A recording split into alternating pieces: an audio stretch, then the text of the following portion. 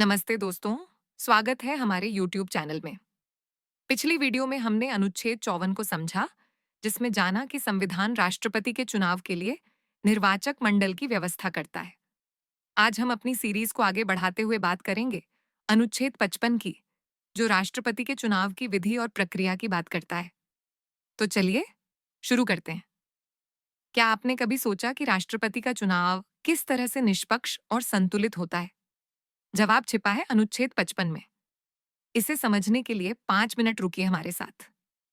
अनुच्छेद 55 कहता है, राष्ट्रपति के चुनाव में जहां तक संभव हो, विभिन्न राज्यों के बीच जनसंख्या के आधार पर वोटों का समान प्रतिनिधित्व सुनिश्चित किया जाएगा और संसद और राज्य विधानसभाओं के वोटों का मूल्य एक समान गणना पद्धति से निर्धारित होगा। सीधे शब्दों में यह अनुच्छेद बताता है कि राष्ट्रपति के चुनाव में वोटों का मूल्य इस तरह तय किया जाता है कि केंद्र और राज्यों के बीच संतुलन बना रहे और हर राज्य की जनसंख्या के हिसाब से उसका प्रतिनिधित्व हो। पहला हिस्सा, अनुच्छेद 55 का मतलब, अनुच्छेद 55 राष्ट्रपति के चुनाव की तकनीकी प्रक्रिया को परिभाषित करता है। यह सुनिश्चित करता है कि चुनाव निष्पक्ष और संघीय ढांचे के अनुरूप हो। इसमें वोटों की गणना के लिए एक विशेष फॉर्मूला है। सांसदों और विधायकों के वोटों का मूल्य अलग अलग होता है। विधायकों के वोट का मूल्य उनके राज्य की जनसंख्या पर निर्भर करता है, जबकि सांसदों का वोट मूल्य सभी राज्यों के विधायकों के वोटों के कुल मूल्य को संसद सदस्यों की संख्या से विभाजित करके निकाला जाता है। यह प्रक्रिया भारत की संघीय व्यवस्था को मजबूत करती है। संदर्भ, जब संविधान बनाया गया, तब भारत ने एक ऐसी चुनाव प्रक्रिया चाही जो केंद्र और राज्यों के बीच संतुलन बनाए। डॉक्टर बाबा साहब आम्बेडकर और संविधान सभा ने अनुच्छेद 55 को शामिल किया ताकि राष्ट्रपति का चुनाव न केवल लोकतांत्रिक हो, बल्कि यह भारत की विविधता और संघीय संरचना को भी दर्शाए।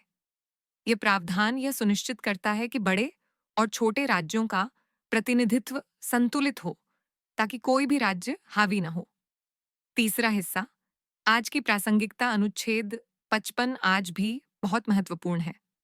राष्ट्रपति के चुनाव में यह प्रक्रिया पारदर्शी और निष्पक्ष तरीके से लागू होती है। उदाहरण के लिए 2022 के राष्ट्रपति चुनाव में इस अनुच्छेद के तहत वोटों की गणना की गई, जिसमें द्रौपदी मुर्मू भारत की राष्ट्रपति चुनी गईं। सुप्रीम कोर्ट ने इस प्रक्रिया की संवैधानिकता को कई बार बरकरार रखा है। यह अनुच्छेद यह सुनिश्चित करता है कि राष्ट्रपति का चुनाव भारत की एकता और विविधता का प्रतीक बने।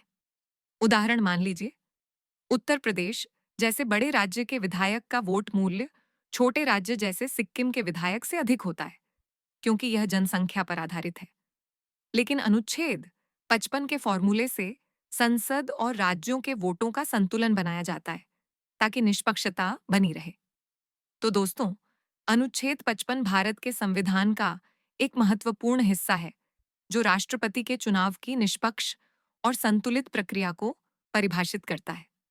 अगली वीडियो में हम अनुच्छेद 56 को समझेंगे, जो राष्ट्रपति के कार्यकाल की बात करता है। अगर आपको यह वीडियो पसंद आया, तो लाइक करें, चैनल को सब्सक्राइब करें और बेल आइकन दबाएं ताकि आपको हर नई वीडियो का नोटिफिकेशन मिले। कमेंट में बताएं, क्या आप चाहेंगे कि हम किसी खास अनुच्छेद को जल्दी कवर करें? मिलते हैं अगली वीडियो में। जय हिंद।